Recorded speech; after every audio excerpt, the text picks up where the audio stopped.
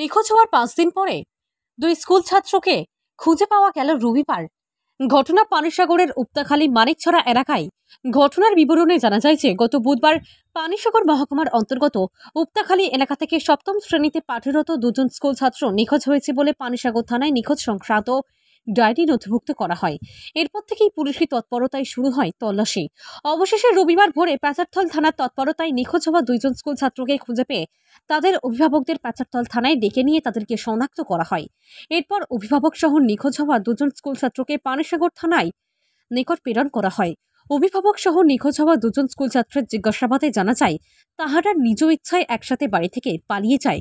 যাওয়ার সময় অভিভাবকদের অলক্ষ্যে কিছু টাকা পয়সাও তারা নিয়ে যায়। তারা জানিয়েছে ঘুরে বেড়ানোর উদ্দেশ্যেই অভিভাবকদের না বলেই বাড়ি থেকে বেরিয়ে পড়ে তারা। ছাত্র দুটির এরূপ আচরণে গোটা এলাকায় এক আতঙ্কের সৃষ্টি হয়ে পড়েছিল। আজ তাহার ঘরে ফিরে আসার কারণে এলাকার স্বস্তির বাতাবরণ বইছে।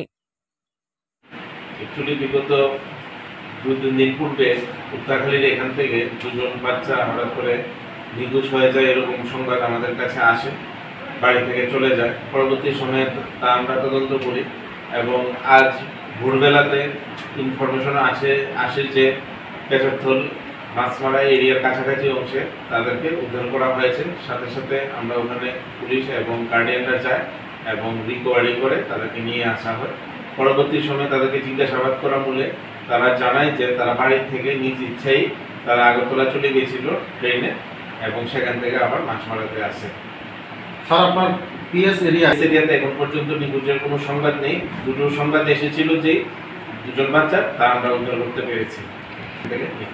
বাচ্চা দুটোকে জিজ্ঞাসাবাদ করে আপনার কি কোনো কিছু এর পেছনে কোনো চক্রান্ত সন্দেহ হচ্ছে স্যার? না, তারা বারবার আমরা জিজ্ঞেস করেছি, ওরা গার্ডিয়ানরাও ওদেরকে জিজ্ঞেস করেছে, ওরা সদিচ্ছাতেই বাড়ি থেকে আগরতলাতে যায়।